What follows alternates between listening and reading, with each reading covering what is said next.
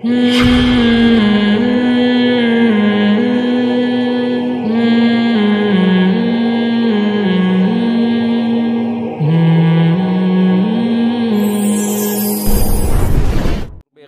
میں جب مسلمان بہت قسمہ پرسی میں ہوں گے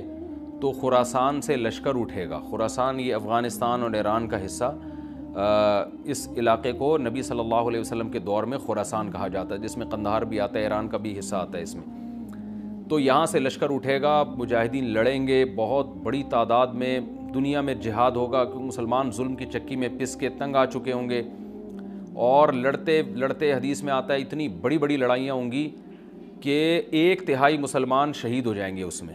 1/3 مجاہدین جو لڑنے والے ہوں گے، اور 1/3 جو ہوں گے وہ میدان جنگ سے بھاگ جائیں گے، اور 1/3 کو اللہ فتح عطا فرمائے گا۔ تو جو 1/3 میدان جنگ سے بھاگ جائیں گے، نبی صلی اللہ علیہ وسلم نے فرمایا ان کی توبہ کبھی قبول نہیں ہوگی۔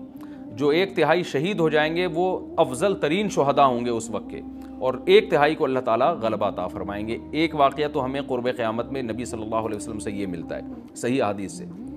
دوسرا ہمیں یہ ملتا ہے کہ قرب قیامت ہی میں مسلمان قسمہ پرسی کا شکار ہوں گے تو تلاش کریں گے حضرت مہدی کو، کیونکہ حضرت مہدی وہ شخصیت ہیں جن پہ تمام نیک لوگ جمع ہو جائیں گے اور وہ مسلمانوں کی میدان جنگ میں کمانڈ کریں گے، جہاد میں کمانڈ کریں گے۔ تو ان کو بیت اللہ میں تلاش کیا جائے گا، وہ رسول اللہ صلی اللہ علیہ وسلم کی اولاد میں ہوں گے، اور لوگ ان کو پہچان لیں گے، اہل اللہ پہچان کر ان کو اپنا امیر بنائیں گے، اور ان کی قیادت میں پھر لڑائی اور جہاد شروع ہوگا۔ اور یہ لڑائی جب دمشق میں لڑائی ہو رہی ہوگی تو دمشق میں عصر کی نماز کے وقت حضرت مہدی، میں نے جو یہ کہا کہ دمشق میں لڑائی ہو رہی ہوگی،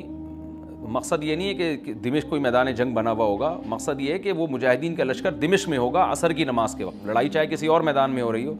لیکن حدیث میں ہمیں دمشق کا تذکرہ ملتا ہے۔ تو دمشق میں حضرت شام کا تذکرہ ملتا ہے، اور جو قرائن ہمیں ملتے ہیں وہ دمشق کی ایک خاص مسجد ہے، وہ مسجد حضرت مفتی تقی عثمانی صاحب اور مفتی رفیع عثمانی صاحب نے اس کو ہائی لائٹ بھی کیا، لیکن وہ یقینی نہیں ہے، یہ خوب سمجھے، انہوں نے اس کا بھی تبصرہ کیا ہے کہ اس کے بارے میں کوئی یقین نہیں ہے۔ تو حضرت مہدی عصر کی نماز پڑھا رہے ہوں گے، لوگ امامت میں آپ کے پیچھے کھڑے ہوں گے، یہاں تک کہ مسجد کے مینار پر، آج بھی وہ مینار موجود ہے جس کے بارے میں غالب گمان ہے کہ یہ وہ مینار ہے جہاں حضرت عیسیٰ علیہ السلام نازل ہوں گے، غالب گمان کے درجے میں کہا جا سکتا ہے، ورنہ پھر اسی کے اڑوس پڑوس میں کوئی مسجد ہوگی۔ میرا اگر شام جانا ہوا تو انشاءاللہ میں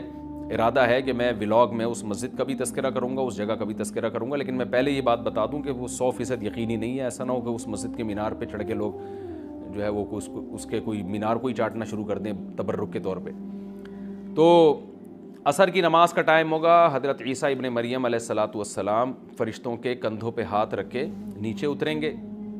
نماز کے ٹائم پہ، یعنی آسمان سے مینار تک آئیں گے، اور پھر مینار سے آپ کے لیے سیڑھیاں لگائی جائیں گی، سیڑھیوں کے ذریعے مینار سے نیچے اتریں گے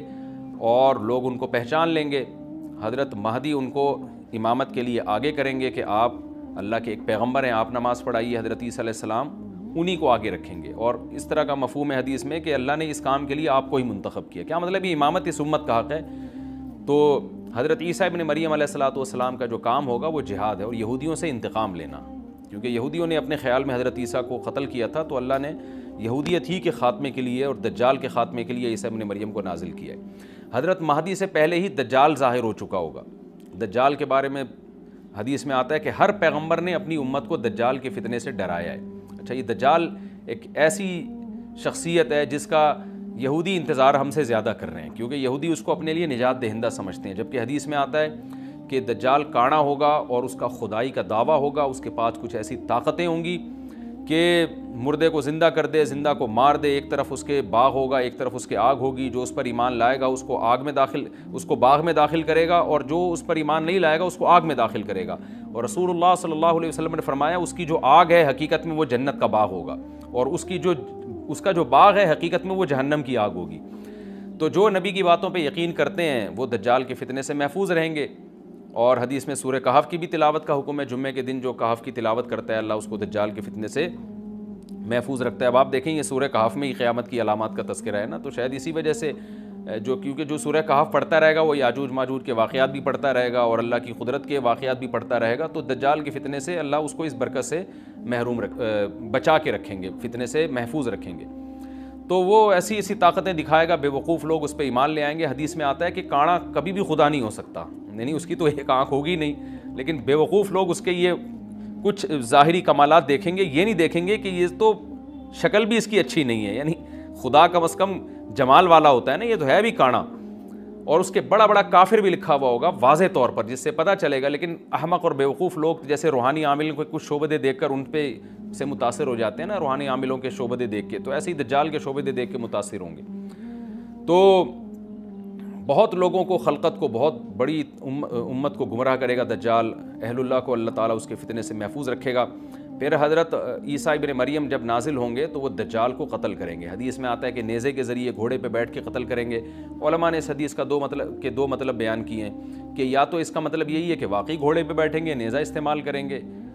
زمین جو ہے وہ اتنی پہلے اس سے جنگیں ہو چکی ہوں گی کہ لوگ دوبارہ تلواروں گھوڑوں کی طرف آ جائیں گے۔ اس بات کا امکان ہے، ہر ملک ایٹمی طاقت بن چکا ہے، تو اگر یہ ایٹم بم سارے ملک آپس میں چلا دیں تو ہم دوبارہ گدھے گھوڑوں والی زندگی پر آ جائیں گے، ٹیکنالوجی ساری تباہ و برباد ہو جائے گی، انسان کی ترقی۔ تو اس بات کا بھی امکان ہے کہ کوئی اس سے پہلے ہو سکتا ہے کوئی ایسی جنگ عظیم ہو کہ انسانیت دوبارہ پہاڑوں پتھروں کے دور میں آ جائے۔ لیکن ظاہر یہ معلوم ہوتا ہے کہ رسول اللہ صلی اللہ علیہ وسلم نے جو کلام کیا ہے، ظاہر ہے اس دور کے لحاظ سے جو لوگوں کے، جہاں تک جو لوگوں کی مینٹل اپروچ ہے وہاں تک، تو نبی صلی اللہ علیہ وسلم میزائل یا اور ٹینکوں کا تذکرہ کرتے تو کیا سمجھ میں آتا؟ تو گھوڑے سے مراد ہے جو اس زمانے کا گھوڑا ہوگا، اور نیزے سے مراد ہے اس زمانے کا جو اسلحہ ہوگا، کیونکہ نیزہ نبی کے دور کا ایک مناسب اسلحہ تھا اور گھوڑا نبی کے دور کی میدان جنگ کی ایک مناسب سواری تھی۔ تو اس سے یہ بھی پتہ چلتا ہے کہ ہو سکتا ہے عیسیٰ ابن مریم نیزے کے بجائے کلاشنکوف کا استعمال کر لیں، تو یعنی وہ نیزہ جو ہے وہ اس کلاشنکوف کی یا جو بھی اسلحہ اس وقت حضرت عیسیٰ ابن مریم استعمال کریں گے اس کی ایک تعبیر ہے، تو اس کا بھی پورا امکان ہے۔ تو ہمیں بہرحال اتنا ایمان ہمارے لیے ضروری ہے کہ دجال کو قتل کرنے والی جو ذات ہے،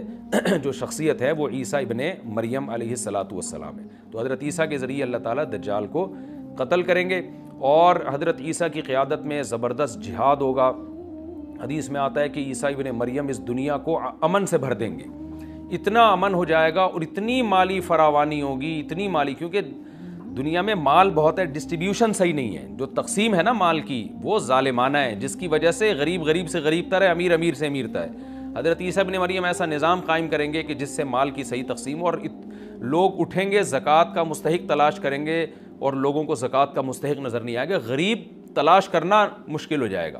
یعنی ایک آدمی، حدیث کے مفہوم ہے کہ زکوٰۃ لے کے گھومتا رہے گا اور اس کو کوئی غریب نہیں ملے گا، اتنی مالی فراوانی ہو جائے گی۔ پھر ترمذی کی روایت میں آتا ہے کہ اللہ کی طرف سے برکتیں ایسی نازل ہوں گی کہ بڑے بڑے انار پیدا ہوں گے، بڑے بڑے انگور پیدا ہوں گے، زمین اپنی برکتیں کھول دے گی، اور حضرت عیسیٰ علیہ السلام خنزیر کو بھی دنیا سے ختم کر دیں گے،